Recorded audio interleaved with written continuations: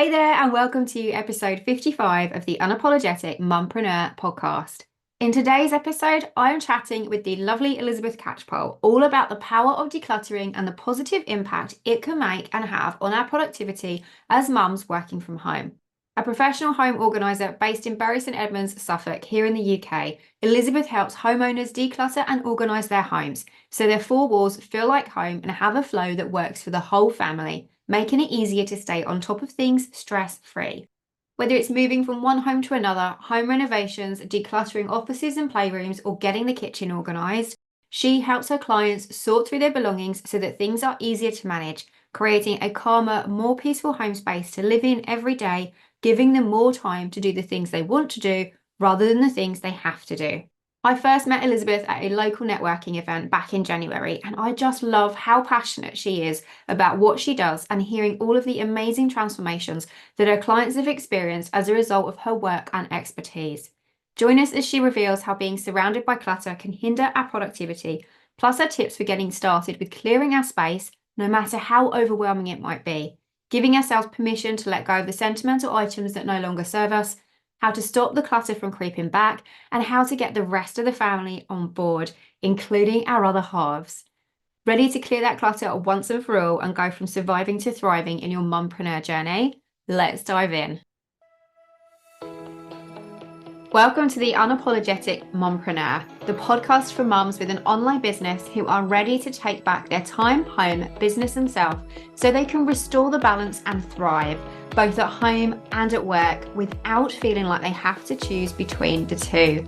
I'm your host, Sarah Dew, life and biz coach for mompreneurs. I'm also a mum, stepmom, wife, introvert, breast cancer survivor, and your mentor for making a change for the better. I've learned how to go from surviving to thriving and unapologetically create a business I love and the life I want for me and my family without worrying about what other people think. And now I'm here to help you do the same.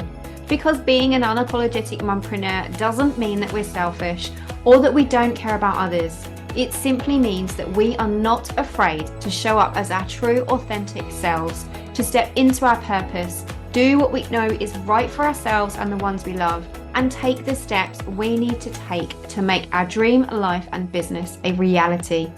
Join me each week where I'll be sharing all of my best tips and strategies, plus the occasional dose of tough but gentle love to help you feel empowered, motivated, and confident to take action so that you can become the mum, wife, biz owner, and woman you know you are meant and deserve to be. So, are you ready to unapologetically create a business and life you love? Let's do this.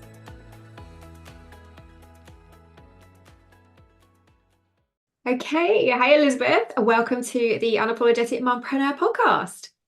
Hello, and thank you for having me. Oh, not at all. Really looking forward to this. And I know it's a topic that a lot of us mums struggling with an online business and working from home and being surrounded by everything and all the distractions. What we're going to be diving into with the power of decluttering and the connection between that and productivity and thinking straight and just getting started as well if we're not really sure how to dive in, because I know it can be very daunting. So I know there's going to be lots of goodness to share in this episode. Before we dive in though, just in case anybody listening or watching over on YouTube hasn't actually met you before, do you want to just share a little bit about you, what you do, how you got to where you are now, and all of that jazz? Yeah, for sure. So I'm Elizabeth Catchpole and I am EC Home Organiser. So I really have started this 5.5 years ago. So February 2019, I was based in London, southwest London, around the Commons in Clapham and Wandsworth. And I, at the time, offered everything. And so with being like, I classed myself as a personal concierge, so I did a lot of life admin stuff as well, and also what I was doing with regards to the home organising. But moving out of London, I rebranded to EC Home Organiser, and being in Bury St Edmunds since January 2023, I've obviously been concentrating on this location here, and really just narrowing down what I offer, and that is the decluttering, the organising, helping people move home, the pre-move staging, homes ready for moving, and all that kind of stuff. So yeah, so that's pretty much me in a very capsule. Love it. No, that's great. And I love it as well as helping people just with decluttering generally, is that you offer all those other services beforehand as well. Of thinking like, especially, we know one of the biggest stresses is moving house and relocating and having all of the stuff that you're looking at and think, oh my goodness, I've got to get that all packed up and done and sorted. And then the other end, once they're in, of actually unpacking and getting their home set up. So that's great that you do like the both aspects to it. So let's dive in and chat a little bit about how having decluttering and actually how having so much clutter around ourselves and being surrounded by all of the things can actually affect our productivity, can affect our mindset. And so what sort of things when you first start working with your clients and you dive in of like the biggest struggles that they're finding and how it affects their ability to just focus and get things done, particularly when we're mums trying to work from home and juggle our business and be surrounded by so much stuff everywhere. And then once you have worked with them, kind of the transformations that they have and how they feel afterwards. Just take us through that journey. Yeah, for sure. So every client I work for, I guess, needs me for a different reason. And there's lots of reasons: time poor, busy homes, self-employed, young children, older children, even bringing down to like ADHD as well, single parents. So it's just a real mix of people that come forward needing help from a home organizer. And that's one thing that I love, because every home is different. As we know, one size does not fit all. So and all of those little pieces can just add to why the home can get a little bit overwhelming. And with regards to, like you said, like productivity, is that you should be able to walk through your front door into a room, any room in your home, and feel like it is just a place to be and to be happy. And I guess that what a lot of people can do, sometimes it could be like the whole home, but what I'm also seeing is that it can just be that one single room that they just haven't focused on. So for example, I've got a lovely client that I just worked for, single mum. She decided to leave her partner, and she concentrated on her son and getting his bedroom sorted, and it was beautiful and really nice, and his toys and everything, but she just never focused on herself. So her bedroom was just chaotic, unfortunately fluctuating with weight. There's different size clothes and everything. So it was just really lovely to go in and then just bring her bedroom and a couple of other areas within the home that she had neglected, in a sense, because she had focused her time on her child. And so that was really lovely. And with that, a bedroom is so important, because that is where we sleep. Sleep is the key to everything. I'm a firm believer of that. So if your room is not a place where you can go, okay, then you can't process and go to sleep. You're going to always have stuff on your mind, I think, and we're going to have that anyway as parents, self-employed workers, whatever. But I think that if you can just have that time, and so I just feel that that's so important, as obviously bedrooms, yes, but throughout the home.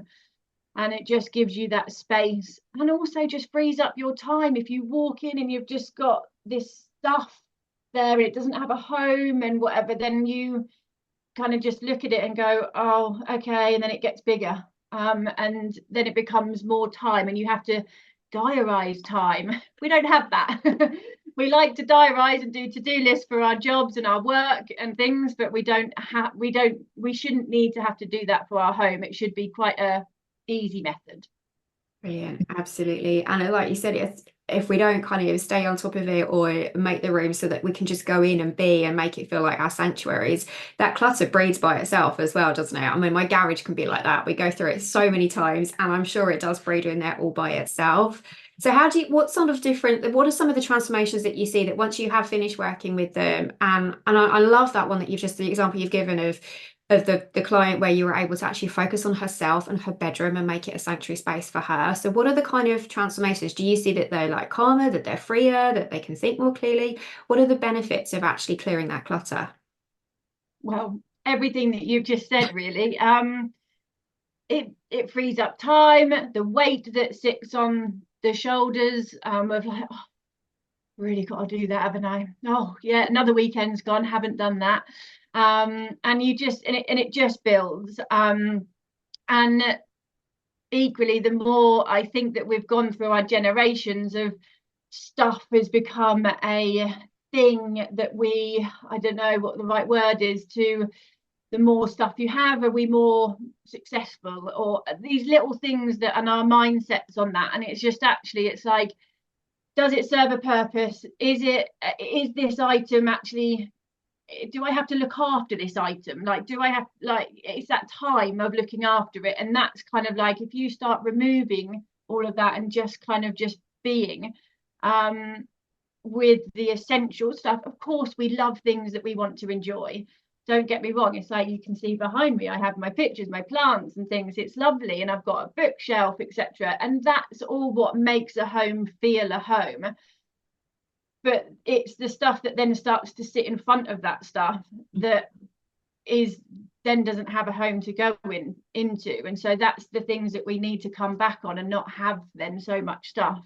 And it's just that it's the time, I think, is the biggest element. Yes, it's the initial weight of the soldiers, but then it's that time that they get back, and the mindset, the mind of like, Saturday, I've got to put that on my to-do list. And it's like, no, we need to be Saturday. Let's go down to the park with my children. Let's go and do this. Let's go and do that.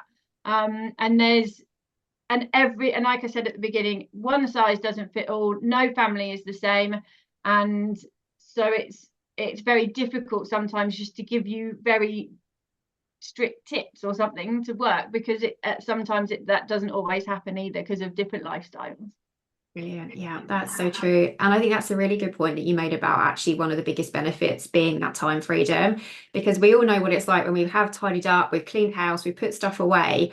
There is that initial like hit of, this feels great, it looks great, it feels fab, and we feel that we've cleaned the slate again.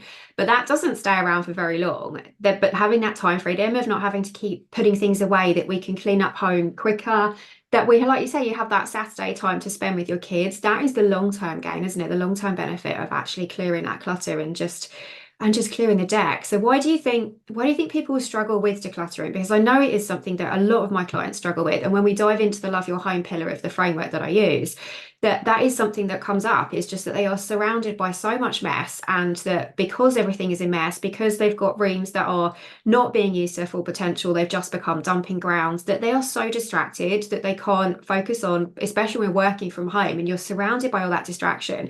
And it's definitely the same for me, that if my house is a mess, or I come down to it being a mess on a Monday morning, I then can't concentrate when I'm working, because I just want to go and clean and tidy up.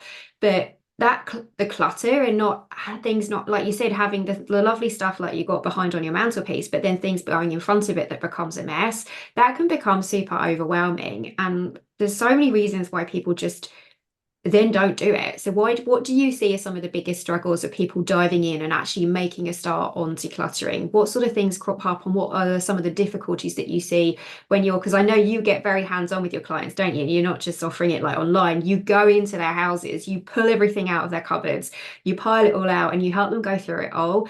What are some of the like the barriers that you've come across with your clients when you first initially walk in, that they're struggling to actually get started or make the decision to let go of things? There is lots of different things. As I've said previously, obviously time, and concentration. Mindset is a key. Mindset is to everything, isn't it? It's just whatever you want to do. And actually, I procrastinate by tidying my house and sorting when I don't want to do my marketing and my emailing and stuff. I'm the one that goes to the tidying up the house and putting everything away. But it's hard to pinpoint exactly, because it is different for everybody. And I think that there is, but like I said, time, mindset, social media unfortunately doesn't always help, because you follow these influencers that do various things and their house looks amazing all the time and things. That's not real life. And that's the thing. It's just like, I find that I sometimes can leave a client's home and I've taken the after photos, and it's still not perfect, but it is 10 times better than what they had before. and things, and it's not Instagram worthy. But I think there is a lot of society side of things on that kind of like the Instagram and the social media, that it's like, my home is never going to look like that, so why bother? But it's like, well, yes, because we don't live that lifestyle, and actually the picture that you've seen is not life anyway, and it probably doesn't stay like that. So, and then it's like, I kind of always refer to going to the gym. If I was to go to the gym, I've been to CrossFit this morning, for example. I've gone there and it's a team of 12 of us. There's an instructor, and I've gone and I've worked my hardest, and it's been great. Whereas if I'd have just gone to the gym this morning and not had anybody there and going on my own, I'd have looked at everything and gone, okay. And I probably would have only done maybe half of what I did this morning, lighter weights and stuff like that. Whereas I've got somebody there to push that forward. And I think that that's a big key thing when people get to that stumbling block of just like, I don't know where to start, I can't see the vision and stuff. But having that person in is like having your personal trainer. Okay, I'm in the mindset, this is what I'm going to do, and this is how I'm going to achieve it. So yeah, so that's, I guess it's just, yeah, it's a slightly difficult question to answer in some ways, because everybody is different. But life is the reason that people get into a pickle. Yeah, absolutely. I totally agree. And I think having that accountability and having that support for someone to just come in and say, right, let's just dive in, let's go and do it. Whether it is having somebody like yourself or teaming up with a friend, or actually, you know, trying to get the family on board, which I know we can touch on shortly. And just having that kind of someone to just dive in and help us make it happen. I think just getting started sometimes is the hardest thing, especially if we're up against time. Like you say, on the weekends, we work hard all week, the kids have been at school all week. We want to spend time with family and friends in the weekends. We don't necessarily want to start emptying out a room or pulling out that cupboard where we chuck everything because we don't know where else to put it. That's the last thing that we want to be doing on the weekends. So I can totally understand that it's definitely that. And just having that accountability is a great way of just diving in. Do you find it harder sometimes, or not you personally, but your clients find it hard as well to just like let go of things and like sentimental items or something that's been a gift? Is that, because I know sometimes that's something with me when I go through decluttering and I look at something saying, oh, but you know, my friend gave me this or my mum gave me this. And it's like that guilt of letting go. Is that something that you see crop up, and how do you tackle that if it does? So yeah, and everybody again, different emotional values for things, and yes, it comes up in every session. So apparently I've been told I have a look, and so I kind of get the feel for people quite quickly, and I think that that very much is a key part of my job. Yes, the physical side of it, having vision, having the problem solving and understanding a room, but also understanding the person I'm working with. So what is their daily life looking like, and what's their, why have they invited me in to help them and stuff. And so then I know how I can be with regards to the stuff that they kind of go, ooh. And interestingly, I can tell sometimes by a face, they pick something up and they're like, I don't really like this, but I've been given it by someone, mother-in-law, friend, sister. I don't really want it in my house, but because somebody's given it to me, I feel like I need to hold on to it. And so then we have a little bit of a chat about that, and I ask about and find out, and it's, I can tell that look. And there are the looks of like, literally someone will either go, nope, don't need that, yep, I want that, brilliant.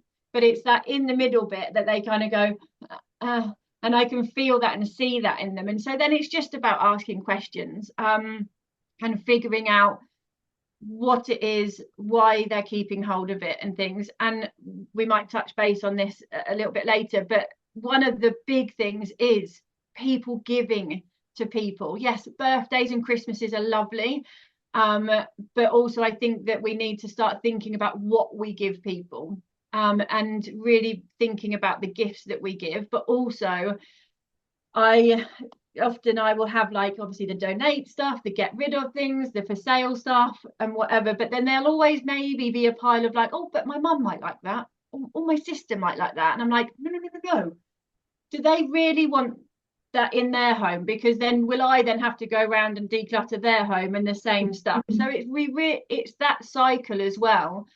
because you do get, that can be a really overwhelming situation. And school stuff, parents keeping school stuff, and then suddenly their child is 30 and they offload the school stuff because they've been through their attic and they decide to give it back to their child, and they're going, I never wanted to keep this in the first place, but my mum's kept it for me for 30 years, and so I feel like I now need to keep it. So it's all of those emotional stuff, and I think that in some ways we can start that from ourselves, of like, okay, actually when we decide to give in whichever manner, we just, a little bit of thought process needs to kind of go into that, if that makes sense. Love that. Yeah, and I think that's right, is just definitely the way of like starting the cycle of actually thinking about what we're giving as gifts as well, because I try and do gifts that are more like meaningful, or much more attached to sort of thing that I know that they would like, rather than just buying things generally. But there's still that point there of actually, are we actually helping them to build up their clutter as well? So that's quite an interesting point, actually. And especially on the thing of like, because I definitely do that. I've got a couple of friends, with kids that are a little bit younger than my boys. And so when we're going through decluttering, it's, oh, so-and-so might like that and so-and-so might like that. But actually, I'm just then passing it to them and creating clutter for them too. So yeah, no, that's a very, very good point. And also with that, then having the confidence, say, for example, you turned up on my doorstep with some items and going, that my son's grown out of this, but does your stepson would like these? Would he enjoy them? The confidence saying, we've already got that actually, or that's a really lovely thought, but actually we've got enough toys, thank you very much, but happy to take them to a charity shop if you want me to, or something like that. So having that confidence to be able to say no as well, and the other person not being offended by that. So, yeah, no, that's true. Being able to, and that it is okay to say no. It's just because somebody's offering us something, we don't have to say yes and take it on. But I like, actually, because I know sometimes it can be really hard to say no, or you don't want to upset or disappoint or make the person feel like you're rejecting what they're offering. So actually then giving them the opportunity of like, well, no, but actually I could take it to the charity shop for you, or or I can recycle it for you, or whatever. That actually just makes it easier for you to say no as well. So I think that's a really good point. Let's chat about getting family on board, because I know you've got some really good client examples of people that you've worked with.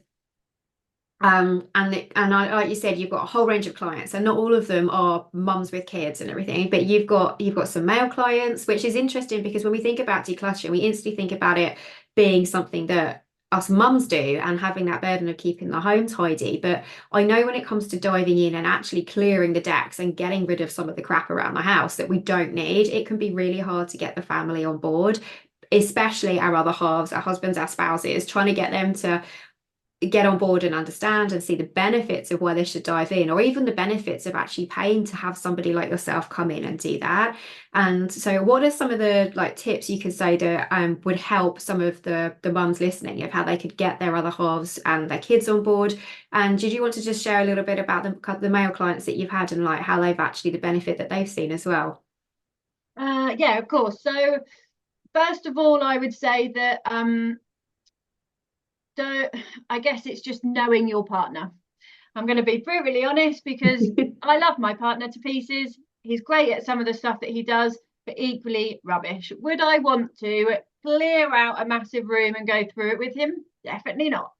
So I would say that as much as we like to have the expectation of like, yeah, let's bring my partner in, my husband in, and we'll do this together, it'll be fun.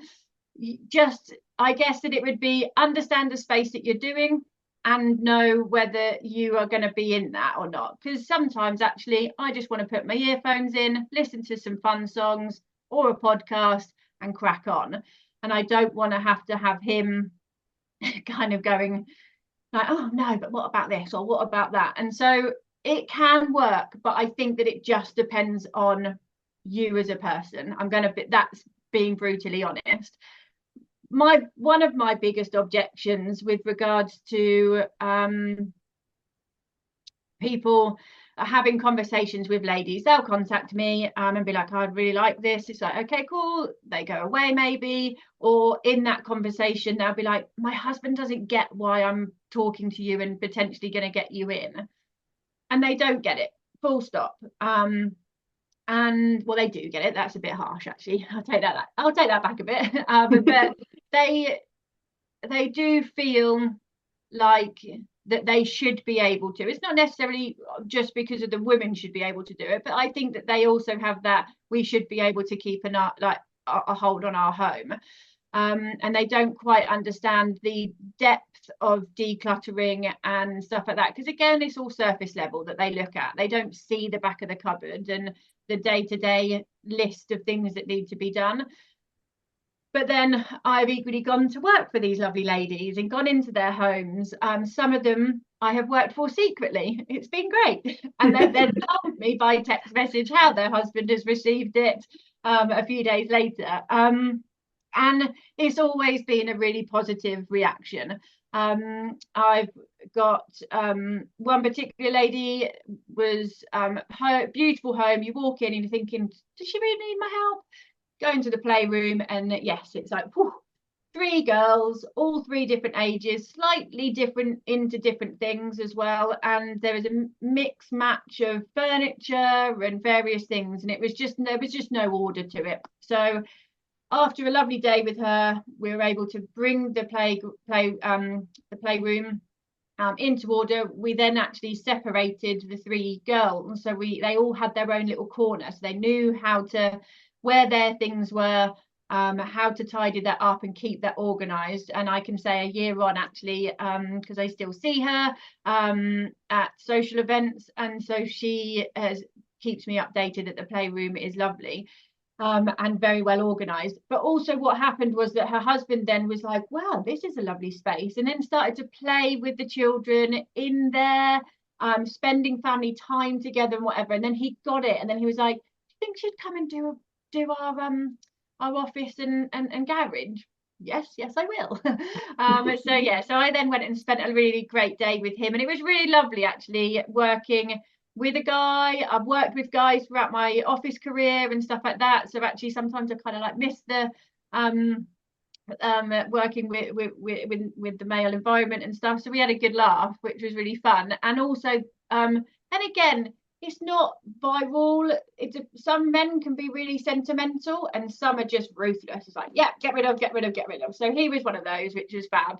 And we just brought everything into order. I was able to take it away, all the rubbish away, and that was really great. And then a couple of others, just very quickly. One gentleman, unfortunately, had lost his wife. 3 children that he lived that were his, or he's got 4 children that his. One of them lives away with his mum, but the other 3 were with his wife who passed away, and that was obviously an emotional challenge, but we had a good time.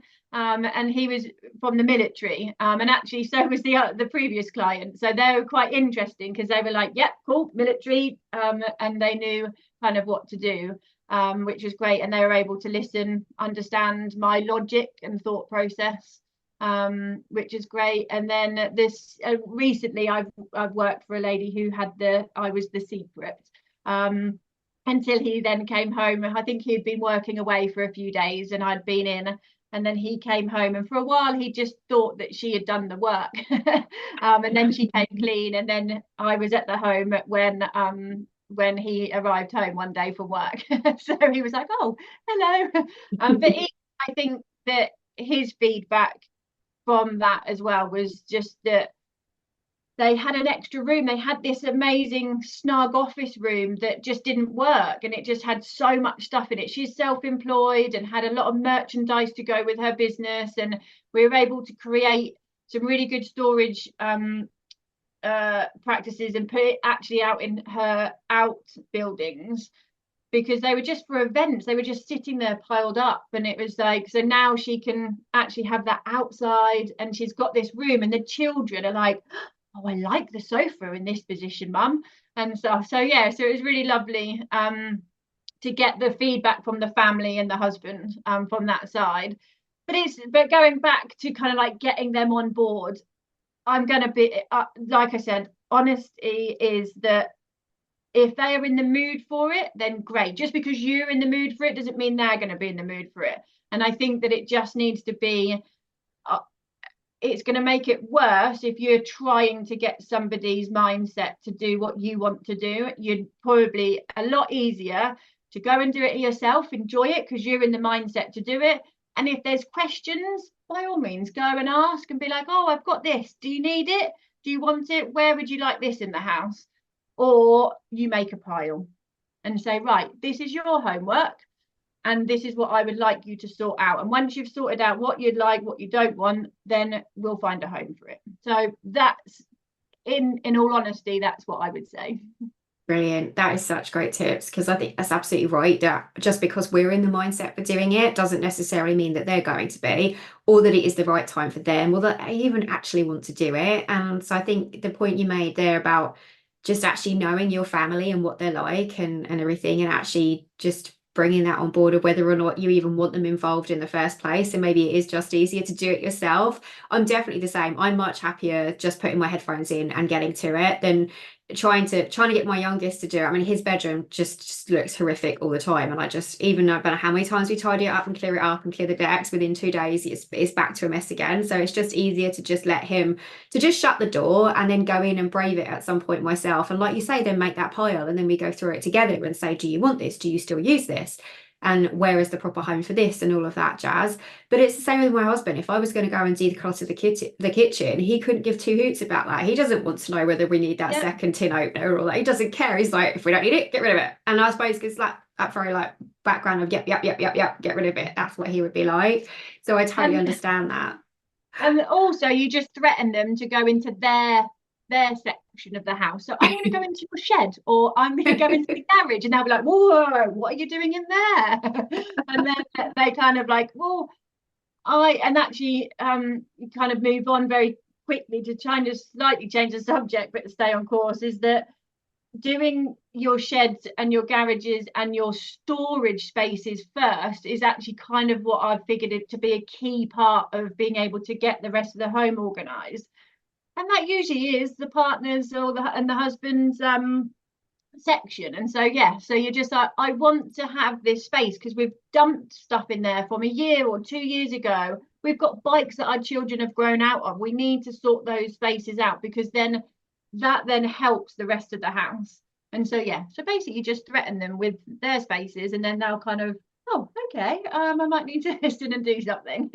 Brilliant. I love that, because I can imagine if I said to my other half, like, right, I'm just going to go and check out the garage and all your tools and all the stuff, and they'd be like, hang on a minute. Yeah, exactly. Oh, brilliant. That's so true. And that really brings us on nicely to one of the final questions I wanted to ask you about. So somebody is just first diving in to thinking, yeah, I really want to start sorting things out. I want to clear some of the clutter. And just you've just got a few tips of just like how to actually get started, or to just take away some of that overwhelm, or knowing where to start first, and just some tips really on how to get started and actually dive into clearing some of that clutter. So the first stage that you need to do is mindset. It's like anything, isn't it? It's the mindset of going, right, I have dedicated this time to do this task, and I know it's going to be tough. But I just have to get through it, and it's fine. And if I need to phone a friend halfway through or something, then so be it. But also listen to music, try and make it as fun as possible, rather than like dead silence. Oh, right, okay, I've got to get this out, got to get that out. If you can have a little bit of fun with it, we've all seen the memes that go around. Someone's in their wardrobe and suddenly they're all dressed up in their fancy dress stuff that they've just come across with and things, and having a bit of fun. And equally, I've done that with clients too. I've like got a hat on or found something, feather bow, and had a bit of fun with it, because I just think you need to bring fun to that. And so whatever kind of helps you through that, so whether that's music, whether it's a podcast, and so in a sense you're keeping your mind of it, and whatever, so that's kind of key. Now I guess that where to start is, I guess that it depends on the scale of where your home is, so and that's always a hard one. So if your home is fully overwhelmed and you are just in every room, it has got stuff and it is coming in and the walls are getting closer, you need to, I've always kind of started really with the outer spaces, because I just think that they are so important to a home. Any external stroke internal storage spaces are vital. Now, we all know that all of our homes are different. I live in a terrace property. I don't have a garage. I don't have a lot of storage. My partner and I then got a shed so we could then have things, because we had our bikes in the house, you know. It's just like we needed that external space. But that is so important. And I just think that that's our go-to. Oh, I don't know if I really need this. I'm going to put it in the loft. I'm going to go and put it in the garage. I'm going to put it in the understairs cupboard. And then it gets forgotten about. One of the key things that I always talk about is actually an investment guy in America, super famous. But one of the quotes that he says is, know what you own and why you own it. Now, this guy was just talking about his investment portfolio, of like why he owned the investments and the shares and the stocks that he did. And if they didn't serve him a purpose, then, and he didn't have a very legitimate reason of having them in his portfolio, then why does he have them? Sell them on, get rid of them. And it's so transferable to our homes. And it's like, so when we make those decisions of like, oh, I don't really know if we need that, and we chuck it into that external space somewhere, it gets forgotten about. And so then I go into there and they go, oh, I never knew I owned that. I forgot I'd owned that. Oh, I knew. I've been looking for that for months. And it's like, okay, so those spaces should get those decluttered and gone, and take it all to the dump, recycle whatever you can do with it. And then what you've done is you've opened up space in those for the stuff that's in your house that you kind of go, do you know what, I really need that, but it only comes out at Christmas, or it only comes out when we have a summer birthday party, or whatever the situation may be. They don't need to be taking valuable space up in your kitchen or cupboards or whatever within your home. So then they can go into the space that you've now created in the shed, loft, wherever it may be. And I do think that that is an important cycle. So really that, yeah. So, and that could be as simple as an understairs cupboard, an airing cupboard, and like the pillows that just get shoved in there, and the towels that we then don't use anymore, and things. And regardless of how big or small your house is, technically we can only use one towel, one set of bedding at a time. It's like, so why do we need multiple stuff? So shrinking that down, and then it just it just creates that space that we can then put the things away into. And then hopefully what will happen is that when you go to tidy up, things have then got a home to go to. And that's just key. It's just key. Having everything needs to have a home. But I'm not saying that every day you need to be tidying up. We've got children.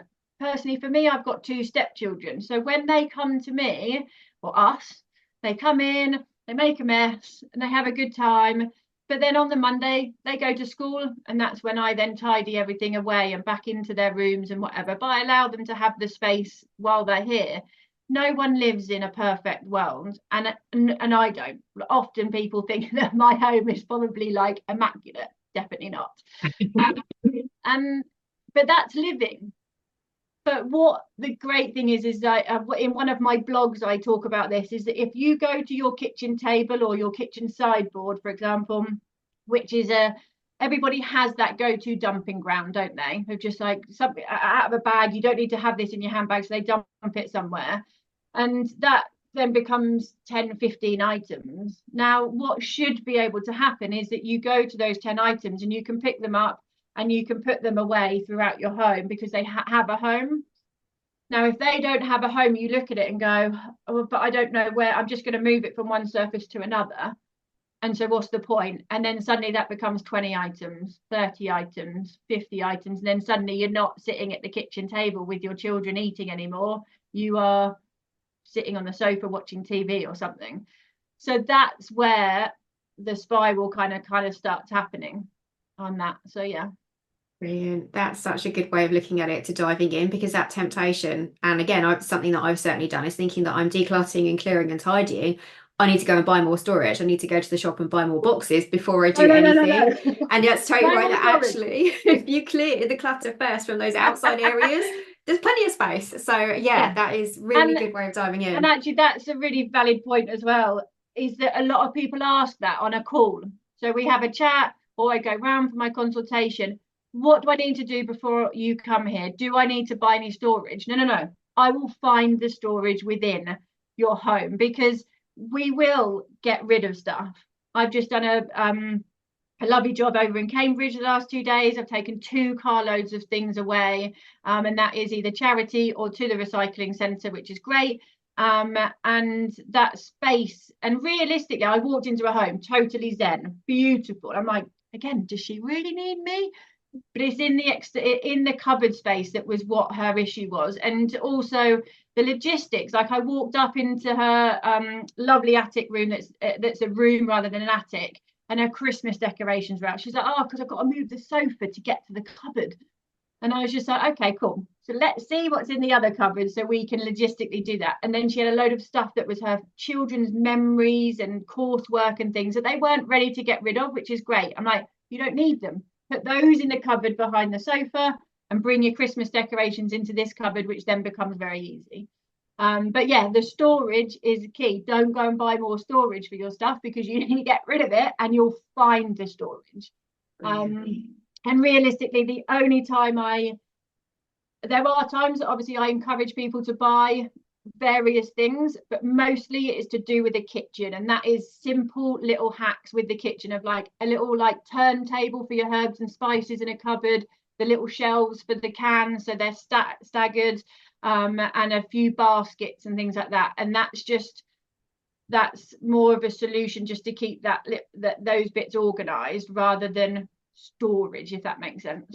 Yeah, definitely. I love that. That is brilliant. And I like the point also that you made about knowing that it's not the idea to have it Instagram perfect, because I think that pressure can really stop us from diving in sometimes as well, of like you said earlier on, that I'm not going to make it look like that, so there's no point. But actually knowing that we're not living in show homes, that our homes are meant to be lived in, and giving ourselves that permission, like you said about the weekends, of letting our kids just do their thing and worry about it on Monday. We don't need to be doing it every single day. So that is really, really good point. And then the tips about so good. The home is homely when there's things and it's not perfect. Whereas if you go into someone's home and it's all like, and you're just like, oh, okay, I'll just sit down and things. But like, we don't live like that. Then, and yeah, you're right. It's just putting the time aside and things, which is great. Also, just one other thing to mention with the Instagram. We all watch it, we all see it, and we all get into it, of like the 15 minutes and like do 15 minutes a day and stuff. I personally, great if it works for you, that's brilliant. But for me, again, like I said earlier about the scale of where your home is, and so if you're in a little bit of a pickle at home and it is 15 minutes of clearing a drawer or a space, unfortunately by the next day is probably going to be filled again. So unfortunately, when your home gets to a certain stage, you do just have to bite the bullet and go, right, I've got to spend a day, I've got to spend 2 days, or whatever it is, and really go through, as I said, go to that external spaces first and then methodically go through the home. But you've got to spend a good chunk of time doing it. The 15 minutes is great. For me, that's maintenance. You know, it's the same as going on a diet. If you are wanting to lose a stone or two, you need to kind of follow a program at some point that has got longevity, obviously, because you don't want to go onto a little fad diet and then you go and put it all back on again. So you need to do something that's it's not really a diet, it's just changing the way that you live with your eating. But again, you then end up losing that weight and then you've got to maintain it. It's exactly the same as your home. It's like, once you have got to that place, yes, great, go and spend 15 minutes in your makeup drawer, make sure everything's in date. And then the next week, go and spend 15 minutes in your underwear drawer and make sure that you've got rid of the ones with the holes in and the ones you don't like anymore and whatever. And that's maintenance. That's not how you declutter and organize, personally, with what I know. Love that. And that brings us nicely onto the final question that I wanted to ask, is actually how to maintain and keep it going. So looking at it and using those 15 minutes as part of the maintenance is a really good way, and bringing in like different ways with the kitchen and making sure that everything has a proper home.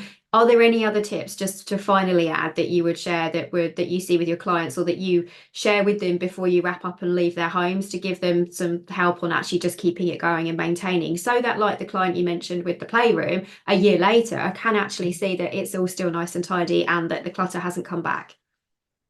Yeah, so going just recapping on that 15 minutes, I think is really good. And so let's talk about a bedroom very quickly. 15 minutes makeup, your underwear drawer and stuff like that, but seasonal.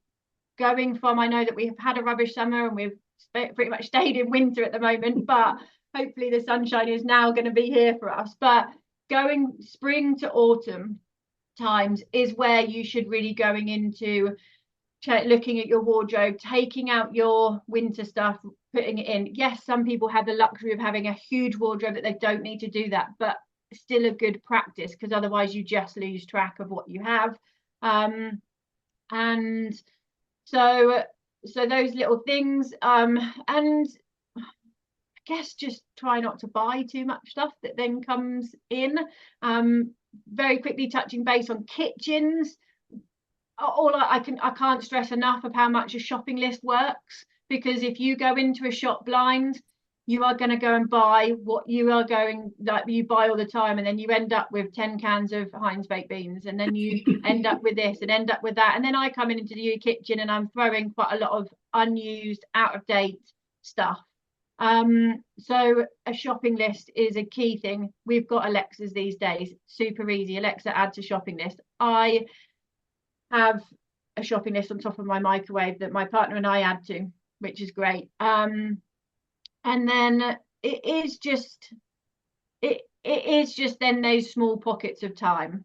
If you feel that you go into a room or a drawer that you then go, oh, that looks a little bit messy, and you feel that kind of, I don't like the word anxiety, but you know what I mean, that kind of like that little prick of like, that's not looking as nice as I like it to, or you open up and go, actually, it's a bit hard to find what I want in the understairs cupboard, your Hoover or your mop or something like that, and it's a bit hard to get to. That's the time to then go, I need to spend 15 minutes, because that's then all it will take.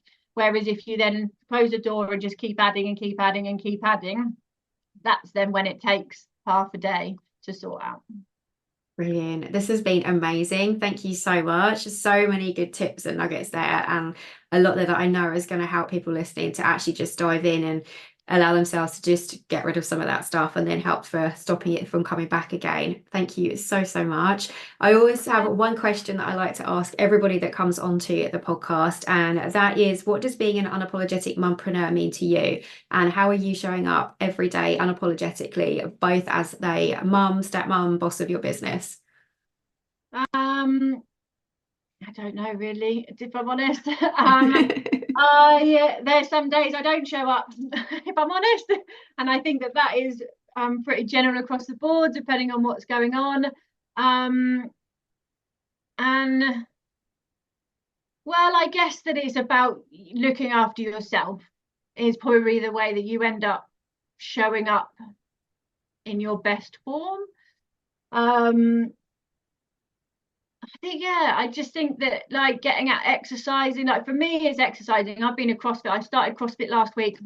I haven't exercised for a long time, and it's definitely, this morning I feel great. It's like, yeah, perfect. And I feel like, and I've gone and done a few bits on my laptop and my emails and things like that, and then I've been able to come and do this. And so I think it's definitely the key for me would be looking after yourself, looking after your fitness, and obviously what food and things like that. Also being 41 and you're kind of getting into the 40s and things start to change, and hormones and whatever, you've just got to listen to your body. You've got to listen to various things, and it takes a little bit of time to play around with stuff. If you're looking at various things like supplements or whatever, exercise, food, it takes a bit of while to find what then allows you to wake up in the morning and semi bounce out of bed, and things. And but also for me, I just love my job. Like, I love my job. And I genuinely, there has been times where you think, oh God, I don't know if this is going to work out. Am I going to make enough living out of this? And all that kind of stuff, especially with the moves that I made, especially obviously with COVID times. But again, I can't imagine doing anything else. So for me, it's like I come home pretty much I would say every time I've gone to work and I've come home, I've been like, yeah, I've done that. It's good today, because I love it. Brilliant. That is just amazing and such a fantastic way to end things. That is great. Thank you so much. If people want to reach out, connect with you, find out more about what you do, where can they find you? So I am on Instagram, which is EC_home organizer. And I'm also on Facebook. I've got my Facebook page, which is EC Home Organizer.